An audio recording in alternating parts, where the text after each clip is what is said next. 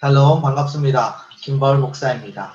우리 함께 인사할까요? 사랑합니다. 축복합니다. 사랑합니다. 축복합니다. 오늘도 예배 오신 여러분을 진심으로 축복합니다. 정말 하나님께서 여러분들 얼마나 기다리고 계시는지 모릅니다. 여러분들이 예수님과 또 하나님과 만나는 그 아름다운 예배의 시간을 항상 놓치지 않는 은혜가, 복이 여러분의 인생 가운데 있기를 예수님의 이름으로 다시 한번 축복합니다. 목사님 기도할까요? 하나님 아버지 감사합니다. 우리 사랑하는 친구들과 함께 예배할 수 있도록 도와주셔서 감사합니다. 하나님 이 예배를 통하여서 하나님이 우리에게 원하시는 말씀들을 하여 주시고 더욱이 우리가 하나님의 말씀을 듣고 어떻게 더 구체화시켜 갈 것인지 어떻게 우리의 삶에 적용해 갈 것인지를 고민할 수 있는 살아있는 그런 영성을 가진 또 영적인 진보가 있는 시간들이 될 수 있도록 하나님 축복하여 주시옵소서. 우리 사랑하는 친구들 한 사람 한 사람 지혜의 영을 더하여 주시고 말씀의 영을 더하여 주시고 말씀으로 조명하여 주시어서 잘 보이지 않던 것들이 환하게 보여지는 그런 시간 되도록 하나님 도와주시옵소서. 예배를 온전히 하나님께 맡겨드립니다. 하나님 기쁘게 받아주옵소서. 예수님의 이름으로 기도드립니다. 아멘. 우리 이 시간 함께 찬양하겠습니다.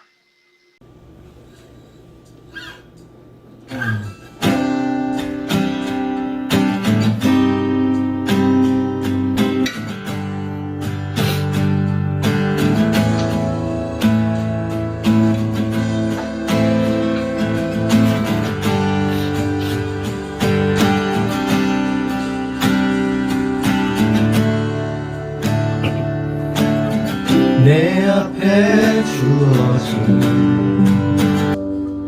매일의 삶을 살다가 보면 그곳에 날 향한 계획 섭리가 있다네. 매 순간 나에게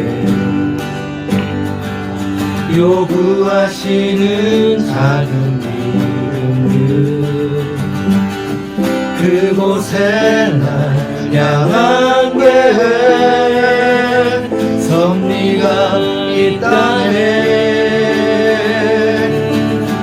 지금 여기 계시며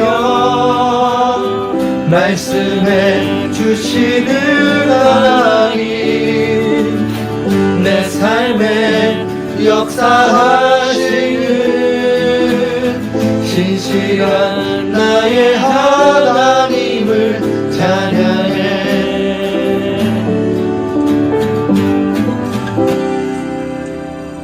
매 순간 나에게 요구하시는 작은 이름들 그곳에 날 향한 계획 섭리가 있다네. 지금 여기 계시며 말씀해 주시는 하나님 내 삶에 역사하시는 신실한 나의 하나님을 찬양해. 지금 여기 계시며 말씀해 주시는 하나님 내 삶에 역사하시는 신실한 나의 하나님을 찬양해. 변함이 없는 영원한 그 사랑 어두운 내 삶의 빛으로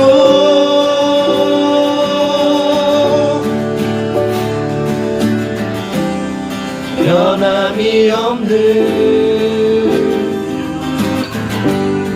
영원한 그 사랑 어두운 내 삶의 빛으로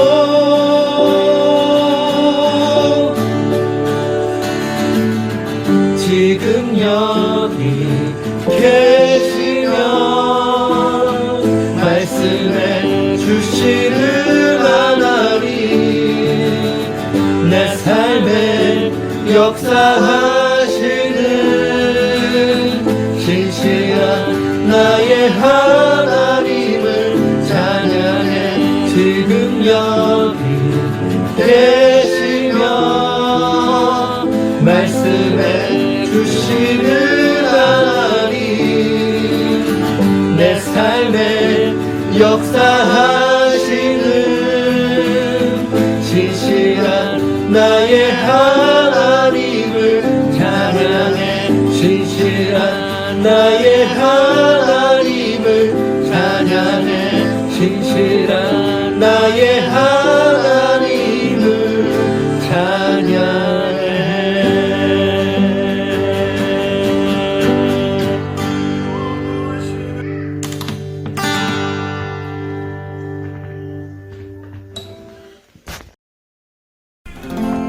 하늘 영광 버리고 이 땅 위에 십자가를 지시고 죄 사했네 무덤에서 일어나 하늘 올리셨네 주의 이름 높이리 하늘 영광 버리고 이 땅 위에 십자가를 지시고 죄 사했네 무덤에서 일어나 하늘 올리셨네 주의 이름 높이리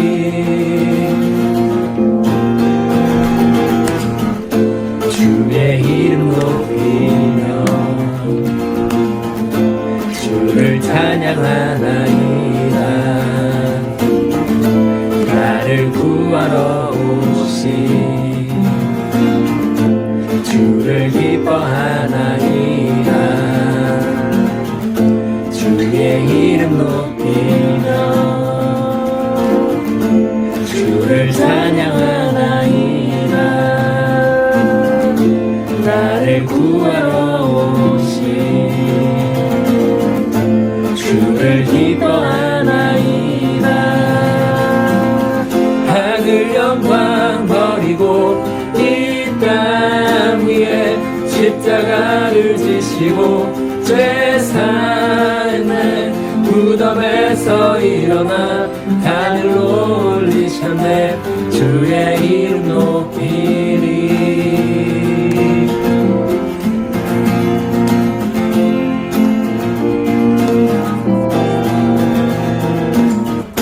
주의 이름 높이며 주를 찬양하나이다 나를 구하러 오신 주를 기뻐하나이다 하늘 영광 버리고 이 땅 위에 십자가를 지시고 죄 사했네 무덤에서 일어나 하늘 올리셨네 주의 이름 높이리 하늘 영광 버리고 이 땅 위에 십자가를 지시고 죄 사했네 무덤에서 일어나 하늘 올리셨네 주의 이름 높이리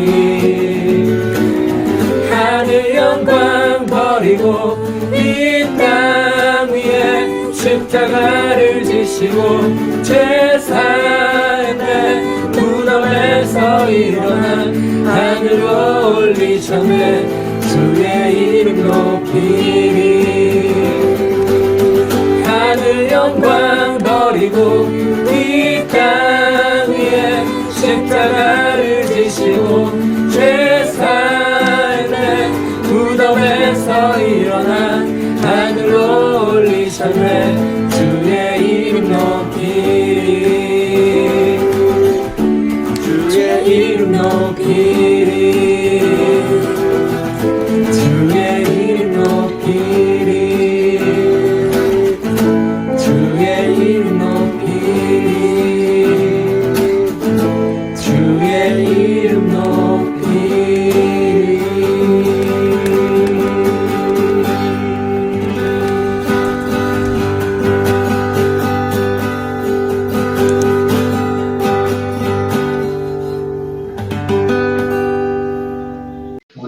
친구들, 저번 주에 무엇을 배웠나요? 가이사의 것은 가이사에게, 그리고 하나님의 것은 하나님에게. 그러나 우리는 이것을 어떻게 해석했나요? 가이사의 것은 가이사에게, 그러나 하나님의 것은 하나님에게. 다시 말하면 강조점이 어디에 있어요? 것으로 해석하면 뒤에 있죠. 가이사의 것은 있다 없다?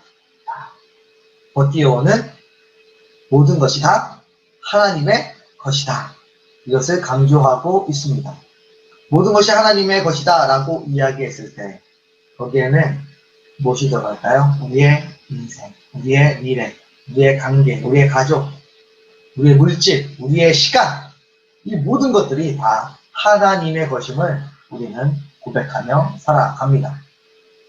여러분, 이게 바로 영적인 전쟁이에요. 어렸을 때에도 여러분만한 나이 때에도 내 인생은 내 거라고 생각을 하게 되어지고 하나님은 하나님의 것이라고 계속해서 이야기를 하시고 팽팽한 줄다리기, 텐션이 있죠.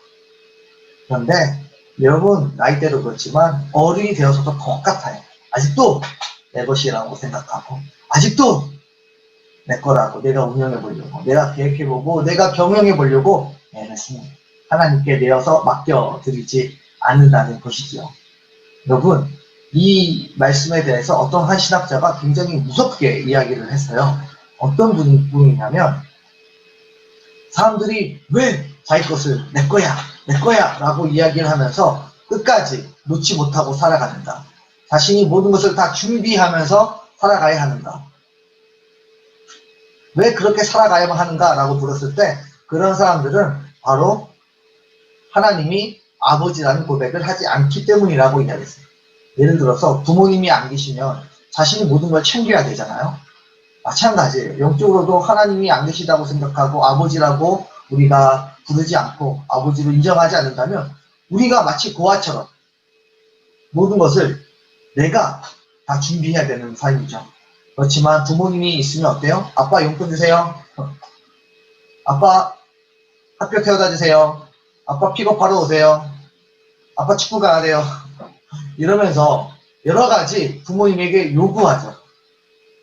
그래서 부모님에게 모든 것을 사서 씁니다. 그게 의지하는 거죠, 부모님은. 그렇죠? 그래서 우리가 영적으로도 하나님은 자꾸 자신을 의지하라고 이야기하시는데 우리는 내 인생이니까 내가 막 만들어가려고 애를 쓴다는 거죠. 갑자기 말이 길어졌네요.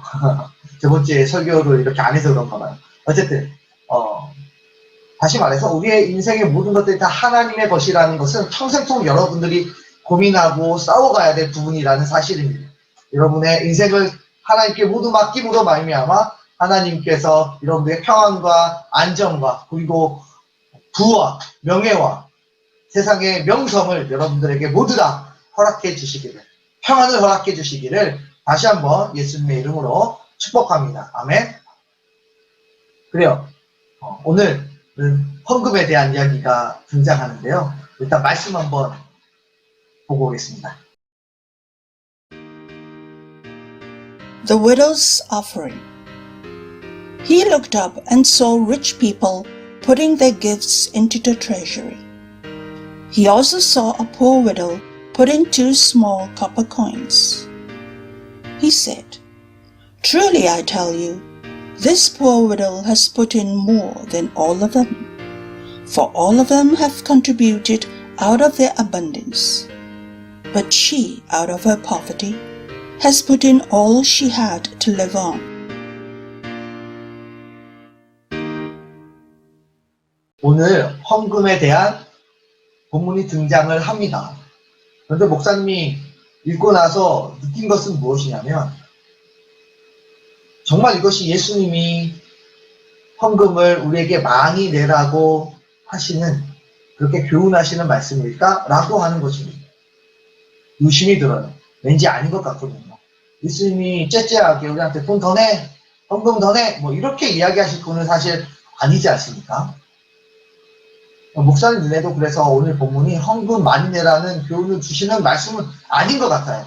그렇다면 우리가 이 말씀을 오해하지 않고 정확하게 해석해서 예수님이 우리에게 주시고자 하시는 말씀들을 한번 우리가 캐치해 보자고요. 그리고 우리의 삶에 한번 진지하게 고민하고 적용을 한번 해보는 그런 시간을 갖도록 하겠습니다.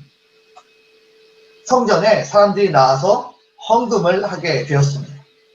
당시에는 돈이 다 동전이었기 때문에 헌금함에 넣으면 쨍그랑 하고 소리가 납니다. 그 성전 안에는 13개의 성전함이 있었다고요. 여러 가지 다양한 종류의 헌금함이 있었던 거예요. 감사헌금, 11조, 주정헌금, 건축헌금 뭐 이런 것처럼 지금도 여러 가지 헌금의 종류가 많잖아요. 그때는 13개나 이렇게 있었던 거예요. 어떤 부자가 옵니다. 그리고 멋있는 옷을 입고 돈을 많이 가져와서 자루에다가 돈을 가서 확 뿌립니다.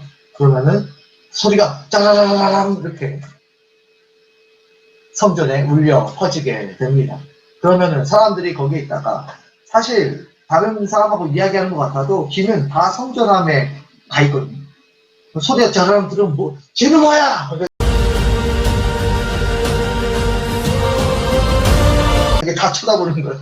그럼 에헤 이러면서 내가 이만큼 성전을 위하고 내가 이만큼 하나님을 사랑해 라고 하는 것을 보여줄 수 있는 멋진 쇼맨십이 있었다는 것입니다. 그렇게 헌금을 계속 내왔어요. 또 저기서 더 많이 우르르르 짜르르 하면은 또 쟤는 뭐야?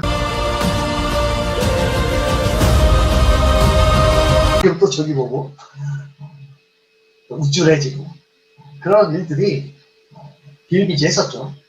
그런데 이렇게 많이 부자들이 헌금을 내는 순간에 갑자기 한 가부가 남편이 없는 한 가부가 조용히 슬슬슬슬 헌금함으로 오더니 헌금을 넣습니다. 쨍그랑 두 동전은 떨어집니다. 두 랩돈은 지금으로 말하면 뭐 문이 2개 정도 라면 한 끼 사 먹을 수 있을 정도의 돈이에요. 근데 그거 넣고 사람들이 어땠을까요? 뭐야 쟤는! 이렇게 쫓아가겠지. 너무 부끄러워서 넣고 뒤로 사라지는 가부의 모습이 연상이 됩니다. 여러분 그때 당시의 가부는요 굉장히 가난한 사람의 계층이었어요. 왜냐하면 당시에는 가족끼리 함께 사는데 그 가족의 가장이 누구예요? 남편이잖아요. 남편이 돈을 많이 벌어와야 되는데 남편이 없어요. 차별을 하게 된 거죠. 그렇게 되어지면 여자 혼자서는 먹고 살 수 있는 방법이 없었습니다. 그래서 정말 절대적인 빈곤이었어요. 먹고 사는 것을 정말 걱정해야 되는 그런 가난한 사람, 사회적 약자 중에 하나가 바로 가부였습니다. 그래서 오늘 본문의 2절부터 4절까지 보면 가부를 표현하는 내용이 정확하게 등장해요. 2절 보면 가난한 가부, 3절 보면 가난한 가부, 또 4절 보면 가난한 중에 이렇게 이야기를 하면서 계속해서 가부가 가난했다라고 하는 것을 성경은 강조하고 있습니다. 근데 이 여인이 는 그 돈이 2랩돈이었어요. 근데 이거는 가부가 낼 수 있는 전부였습니다. 예수님이 전부라고 이야기하셨습니다. 이것은 이제 예수님께 이 성전에 내게 되면 자신은 저녁을 먹을 돈이 없죠. 전부를 내버렸으니까요. 근데 예수님께서 그걸 바라보시면서 이렇게 이야기하세요. 3절 말씀에 부자들보다 더 많이 넣었다. 그러네요. 더 많이 넣었죠. 전부를 넣었으니까. 예수님이 이런 평가를 내신 근거가 있어요. 4절 말씀에 보면 생활비 전부를 넣었다. 그러면 부자들은 돈의 일부를 넣었다. 부자들은 돈의 일부를 넣었고 이 가부는 삶의 전부를 넣었어요. 돈에. 그러면 누가 더 많이 낸 거예요? 퍼센테이지로 따지면 전부를 낸 이 여인이 훨씬 더 많이 냈다라고 이야기를 하는 것이죠. 그래서 사람들이 이 말씀 보고 하나님께 많이 내는 것은 전부를 내는 것이 중요하지 돈의 X가 중요한 게 아니구나 라는 것을 잘 받아들여요. 그래서 굉장히 좋은 본문 중에 하나예요. 근데 설교를 이렇게 많이 하시죠. 우리도 저 가부처럼 많은 퍼센테이지를 하나님께 넣는 사람이 되어야 합니다. 더 많은 헌금을 우리의 삶에서 낼 수 있어야 합니다. 여러분, 여러분의 삶에서 어느 정도 퍼센테이지를 하나님께 드리고 있습니까? 이렇게 설교를 하기도 합니다. 근데 아무리 봐도 그 이야기를 하려고 하신 것 같지는 않거든요. 그랬다면 결론이 이렇게 났어야 돼요. 자, 봐라. 저 여인이 전부를 넣었다. 그런데 더 전부를 넣었으니까 내가 가만히 있겠니? 내가 차고 넘치도록 복을 주고 제가 부자 될 수 있도록 내가 만들어줄 거고 제가 더 인생에 잘 될 수 있도록 내가 만들어줄 거야. 걱정하지 마. 너의 모든 것을 전부를 하나님께 드려. 내가 다 갚아주겠다. 이 값처럼 헌금해라. 이렇게 결론이 나야 되잖아요. 안 그렇습니까? 오늘 헌금에 대해서 헌금 많이 하라고 이야기하려고 했으면 이렇게 이야기해야 되는데 6절 말씀 한번 봐보세요. 뭐라고 기록되어 있어요? 시작. 너희 보는 이것들이 날이 이르면 돌 하나도 돌 위에 남지 않고 다 무너뜨려지리라. 여러분, 지금 예수님은 느닷없이 성전이 무너질 것이야 라고 이야기를 하는 것으로 오늘 본문의 내용을 마무리하고 있어요. 결론을 짓고 있어요. 그러면 우리가 생각을 해봐요. 왜 갑자기 예수님은 이런 이야기를 하셨을까? 갑자기 성전 이야기가 왜 나와요? 헌금 이야기하다 성전 이야기가 왜 나오지? 갑자기 주제가 바뀐 건가? 그때 당시에 그 지역을 다스리던 사람은 바로 헤롯이었습니다. 그런데 헤롯은 정통파 유대인이 아니었어요. 그러다 보니까 사람들이 쟤는 정통파 유대인이 아니야. 인종차별 같은 게 있었던 거죠. 그때 당시에도. 여자, 이 유대인들의 마음을 사기 위해서 이들의 마음에 좋게 보이기 위해서 예루살렘에 성전을 건축하도록 하였습니다. 그러면 이스라엘 백성들이 엄청 좋아할 거라고 생각했죠. 그것 때문에 사람들이 헤롯을 좋아하기도 합니다. 그래서 사람들이 으쌰으쌰해서 성전을 짓기 위해 노력했습니다. 그런데 이 성전을 지을 때 무엇이 가장 필요할까요? 그렇죠. 성전을 지을 수 있는 돈이 가장 필요합니다. 그래서 종교 지도자들이 백성들에게 성전을 짓기 위해서 계속해서 헌금할 것을 강조해요.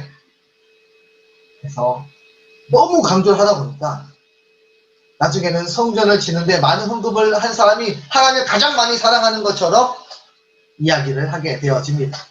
그리고 하나님의 나라를 열심히 세우는 사람으로 추앙받게 되어집니다. 그러니까 사람들이 헌금을 할 수밖에 없는 상황이 놓여져 있었던 것입니다. 이 가부는 얼마나 그거에 대해서 부담감을 느꼈는지 이 저녁을 먹어야 될 자기의 끼니를 때워야 될 그 돈까지 다 넣어서 헌금을 드릴 수밖에 없었다는 것입니다. 자신도 가진 것이 없지만 그래도 하나님을 사랑하는 마음이기 때문에 이것이 하나님을 사랑하는 방법이라고 이야기를 하니까 이렇게 헌금하는 것만이 하나님을 높이는 거라고 하니까 자신이 먹고 싶은 것도 먹지 않으면서 금식하면서 하나님께 전부를 드려버린 것입니다. 여러분, 이 신앙도 너무 아름답잖아요. 너무 훌륭합니다. 너무 감사합니다. 우리 모두가 이런 신앙이 되었으면 좋겠어요. 하나님께 전부를 드릴 수 있는 우리의 인생으로 바뀌어져 갔으면 참 좋겠어요. 그런데 오늘은 이 본문을 그렇게 이해하지 않고 좀 돌려서 한번 이야기를 해보려고 합니다. 정말 예수님이 애를 써서 만들어진 이 성전을 돌 위에 돌 하나도 남지 않고 다 무너질 것이라고 말씀을 하셨습니다. 그리고 로마 지배한 지 AD 70년에 예루살렘이 멸망하게 되어지죠. 정말 성전이 다 무너졌습니다. 가부가 낸 헌금, 부자가 낸 헌금 다 모아서 성전을 건축하는데 다 사용이 됐는데 그 애를 써서 사용해서 만든 성전이 어떻게 돼요? 다 무너진 거예요.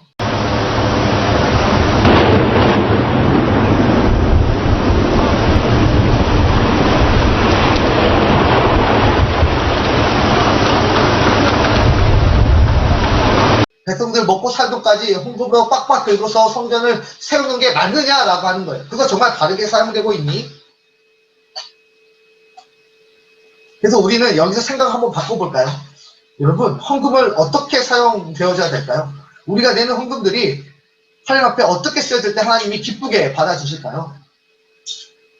그렇죠. 그 당시에 사회적 약자들, 나그네들, 가부들을 위해서 하나님의 헌금이 사용되어져야 한다는 것입니다. 헌금을 내놓은 가부에게 야, 너 그거밖에 못 내? 눈치 주고 두랩돈? 말이 돼? 이런 핀잔을 주는 것이 아니라 이 교회에 모여진 헌금으로 그녀같이 불쌍하고 힘들고 가난한 사람들을 도와줘야 된다는 거예요. 이게 바로 하나님의 뜻이라는 것입니다. 이게 헌금이 사용되기를 바라는 하나님의 마음이라는 거예요. 결국 우리는 이런 질문을 한번 던져볼 수가 있습니다. 교회는 무엇을 남길 것인가? 좀 본질적인 질문일 수 있어요. 눈에 보이는 것들을 남길 것인가? 성경 같은 거? 건물 같은 거? 아니면 하나님의 마음, 예수님의 정신, 성경 말씀대로 살아가는 흔적, 이런 것들을 남길 것입니다. 눈에 보이지 않지만 너무 가치 있는 하나님의 사랑과 정신과 마음을 남길 것인가? 이거에 대한 고민이 우리에게 필요하다는 것입니다. 여러분, 눈에 보이는 건 다 사라집니다. 정말 그것을 역사 속에 증명하고 있습니다. 예전에 교회들이 얼마나 유럽에 많은 교회들을 세웠습니까? 성전이 얼마나 많았어요. 근데 지금 다 성전으로 온전하게 보존되고 있나요? 아니죠. 술집으로 바뀌었다는 소리도 들었고요. 이슬람 사원이 되었다는 것도 들었고요. 백화점이 되었다는 것도 들었어요. 멋있게 화려한 건물들도 다 치장했지만 결국 몇백 년 지나지 않아서 그것들은 사용의 용도가 바뀌어버립니다. 백화점이 되고 술집이 되어지는 교회 성전. 의미가 있나요? 그것도 똑같이 뭘 하나도 남기지 않고 무너진 것과 별반 다른 것이 없습니다. 여러분, 그래서 무엇을 남겨야 될까? 예수님 보면 정확하죠. 예수님이 교회에 건물을 남겼을까요? 아니죠. 무엇을 남겼나요? 제자들 남겼어요. 12제자 남겼습니다. 12제자들에게 말씀을 전했고요. 그 말씀을 가르칠 수 있는 능력을 그들에게 주셨고요. 병을 고칠 수 있는 능력을 주셨고요. 그래서 제자를 키우셨어요. 사람을 키우셨어요. 그리고 가난한 사람들에게 끊임없이 도와주셨어요. 이렇게 예수님의 성품의 마음을 가진 제자들 12명 남겼는데도 세상이 이렇게 바뀌었습니다. 우리 조이풀교회 우리 유스 친구들이 다 예수님의 제자가 되어진다면 여러분 어떨까요? 세상이 바뀌지 않겠습니까? 12명으로도 바뀌었는데 50명이면 더 확실하게 바뀌지 않을까요? 여러분, 이제 목사님이 제자 훈련을 3월부터 실시를 합니다.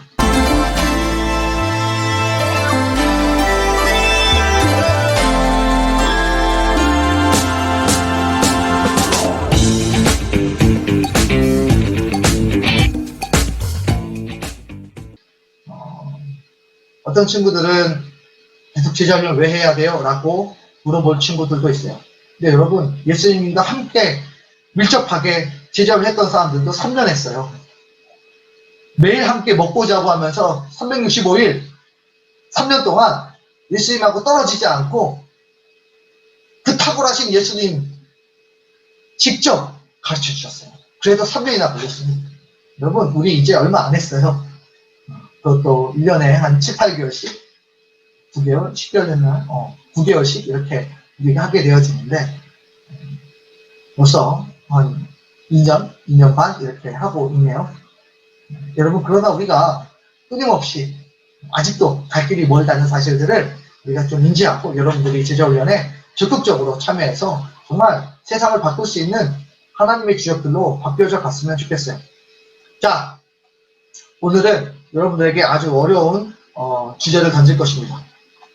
선생님과 함께 이야기를 해야 되는데 목사님이 던지고 싶은 주제는 교회 헌금을 어디에 사용하는 것이 좋을까라고 하는 걸 여러분이 허심탄회하게 한번 이야기해 볼까요?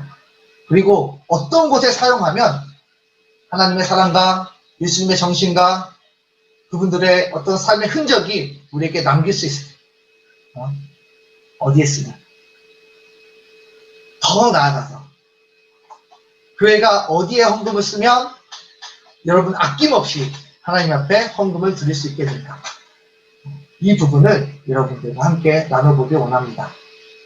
우리가 중에서 만나기도 하고 목사님 기도할게요.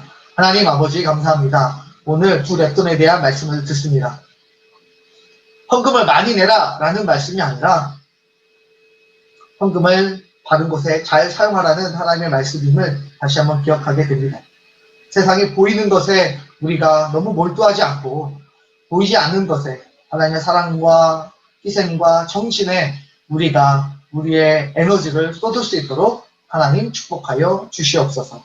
우리 사랑하는 모든 친구들이 그러한 삶의 자리에서 보이지 않는 예수 그리스도의 제자로서의 삶을 아름답게 살아내므로 세상을 바꿔낼 수 있는 역량 갖추게 하여 주시옵소서. 지금은 우리 구주 예수 그리스도의 은혜와 하나님의 무한하신 사랑과 성령 하나님의 감화 감동기로 충만하심의 역사가 오늘도 참된 제자로서 평생을 살아가길 소망하며 그 마음에 하나님의 사랑과 예수님의 흔적을 남기기를 소망하는 사랑하는 모든 친구들 머리 위에 지금부터 영원토록 함께 계시기를 간절히 축원하옵나이다. 아멘.